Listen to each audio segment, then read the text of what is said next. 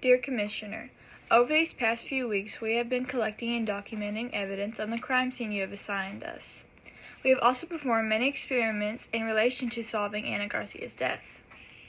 When we first started looking at the case, we looked at the basics. We took multiple notes on the case and even created a sketch of the scene. We also gathered information on Ana. Ana Garcia is 20 years old. She is 5 foot 6 inches tall. Ana weighs 135 pounds. She's an undergraduate college student, and she works part-time at a research lab in the Gentry Life Science building. Throughout this case, to help us sort out all of our evidence, we have sectioned it off into points. Throughout these sections, we have looked at all the different types of evidence we were able to collect from the scene and other relations to her death. The following includes Point 1. In Point 1, we took notes on the case, and we made a sketch of the scene. We also gathered more information about Ana specifically, and her background. We also made a hypothesis on all the evidence found at the scene to kind of conclude of what could have happened to her. In Point 2, we gathered witnesses, and we did a lie detector test on the witnesses to see who could have been with her on said day if she was murdered. In Point 3, we looked at hair samples we found at the scene. We examined fingerprints that were found on the note tucked in Ana Garcia's back pocket and the ones found on the flask turned over next to her body.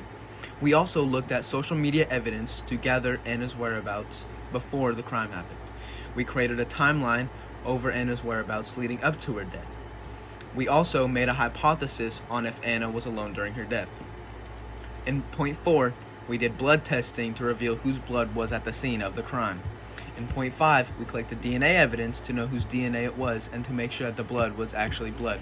And in Point 6, we did a DNA analysis.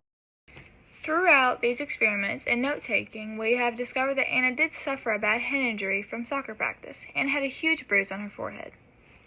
We found this on her social media feed.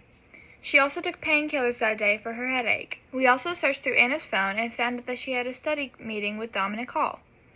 She went out to dinner with Eric, and from the messages that we later found on her phone, gave a suspicion that the dinner date did not go so well. Ana also had some conflict with Sam Green at soccer practice.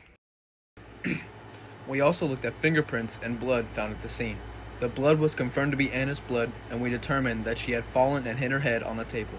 The fingerprints we discovered were in fact Eric and Ana's fingerprints. Eric's fingerprint was found on the note located in Ana's back pocket, and Ana's fingerprint was found on the turned over flask next to her body.